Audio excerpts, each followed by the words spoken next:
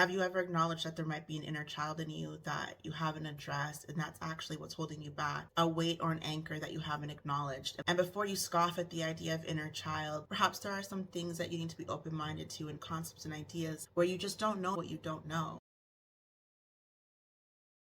We often think we know ourselves when we're going through life doing our absolute best, but for some reason something is dragging us back and we can't seem to make the progress that we want to make. If you can go down the path of exploration where you embrace that inner child in you that maybe has some hurt that you haven't worked through, I think you'll find that a huge anchor is lifted. Perhaps you've been abandoned in life, perhaps you've been taken advantage of, perhaps you were abused, and you've kind of gone through life trying to trek through and be strong, but you haven't embraced that little boy or little girl that needs to be acknowledged in order for you to truly move forward. It's a journey for the brave because addressing those deep hurts takes some courage, and you're going to have to be vulnerable. And that vulnerability is where the courage lies, because you're going to have to admit things to yourself and to others that you may not want to touch on. But once you touch on that, the weight gets lifted and you feel liberated. It's a gift to yourself, and it's a gift to others, and it's a gift to the future you and the ongoing you. And it's also a way to honor the little girl or little boy in you. I've had to go on that journey myself, so I'm speaking from experience. There's a vulnerable side in me that I didn't want to tap into. For a while, I didn't even know that she existed until one day I had a really deep meditation and something came out of me that if I'd really thought about it in silent time, I would have acknowledged. There was a part of me that hated a part of certain people. That hurt came from something really deep rooted inside of me.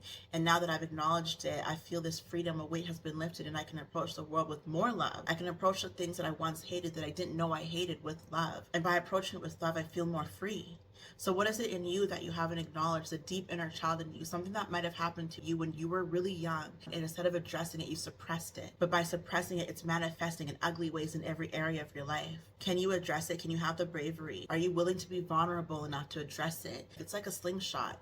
You get pulled back a little bit and go through the hurt and go through the storm, but then you're going to get catapulted forward into the you that you're meant to be, a liberated you, an empowered you, a you that is able to speak from a really heart-centered place, an authentic you, the you that you're dying to know, the you that your loved ones deserve to know.